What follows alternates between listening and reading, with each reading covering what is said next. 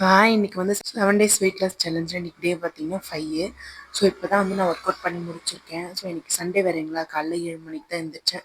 So 7 to 7:30 வந்து work out முடிச்சுட்டு so இப்போ தான் வந்து உட்காந்துருக்கேன். ஸோ இன்னைக்கு வாக்கிங் எதுவுமே கிடையாது. இன்னைக்கு வாக்கிங் எதுவும் பண்ணல, ஒர்க் அவுட் மட்டும் தான் பண்ணியிருக்கேன். ஸோ ஒரே மனசு வந்து குழப்பமாக இருக்குது. நம்ம என்ன ஒர்க் அவுட் பண்ணி என்ன பண்ணி வெயிட் கம்மியான பரவாயில்ல, அப்படியே மெயின்டைன் பண்ணால் கூட பரவாயில்ல. எனக்கு வந்து அதிகமாக தான் இருக்குது. அது ரொம்ப கஷ்டமாக இருக்குது. இன்னும் 2 நாள் தான் இருக்குது.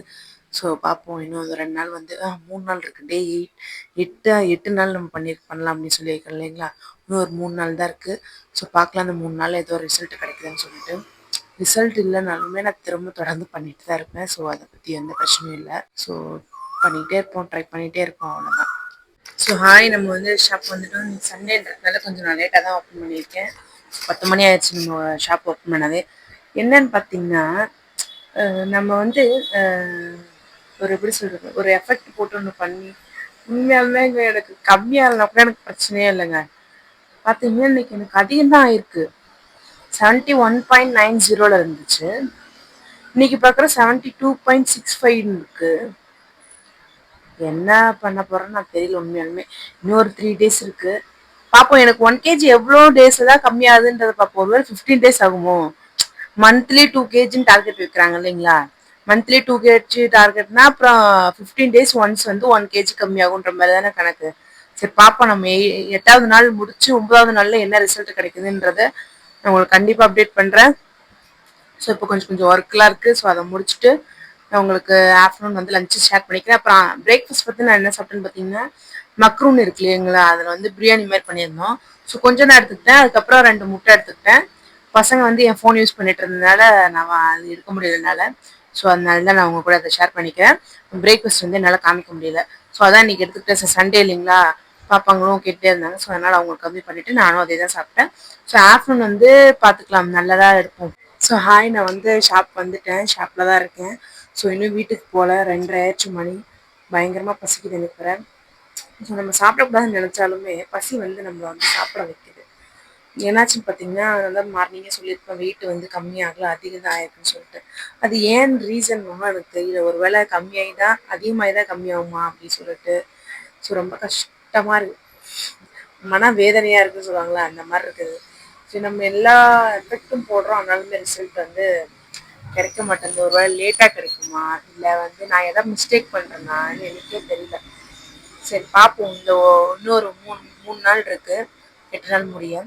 3 நாள் முடிஞ்சதுக்கப்புறம் எவ்வளோ கம்மியாகுதுன்னு சொல்லிட்டு பார்ப்போம். அப்படி கம்மியாகலன்னு வைங்க, இந்த 1 கிலோ கம்மியாகிறதுக்கு நம்ம அந்த சேலஞ்ச் வந்து தொடர்ந்து பண்ணிக்கிட்டே இருப்போம். ஸோ எல்லாரும் வெயிட் பண்ணி பார்க்கலாம். நீங்களாம் என்ன சாப்பிட்டீங்க? சண்டே வந்து தயவு செஞ்சு நிறைய சாப்பிட்றாதீங்க. எல்லார் வீட்லேயும் கண்டிப்பாக நான்வெஜ் தான் இருக்கும். சிலர் வீட்டில் இருக்காது, அதை சிலர் வீட்டில் செய்வாங்க, சிலர் வீட்டில் செய்ய மாட்டாங்க. நான் மோஸ்ட்லி வந்து நான் சண்டே வந்து எல்லார் வீட்லேயும் நான்வெஜ் தான் செய்கிற மாதிரி இருக்கும். ஸோ என்ன ஹாலிடே இல்லைங்களா, அதனால்.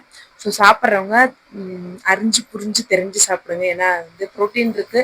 ஸோ நீங்கள் ஊற்றுற ஆயில் வந்து அது எல்லாத்தையுமே காலி பண்ணிவிடும். அந்த மாதிரி வந்து ஆயிலை மட்டும் கம்மி பண்ணி சாப்பிடுங்க, எண்ணெய் மட்டும் கம்மியாக ஊற்றி சாப்பிடுங்க. ஸோ இதில் ஒரு தத்துவம் என்னென்னா, நம்மளோட ஆயிலை வந்து கம்மி பண்ணணும்னா சமையலை, நம்ம வாழ்க்கை அதான் ஆயில் வந்து அதிகமாகும் அப்படின்வாங்க.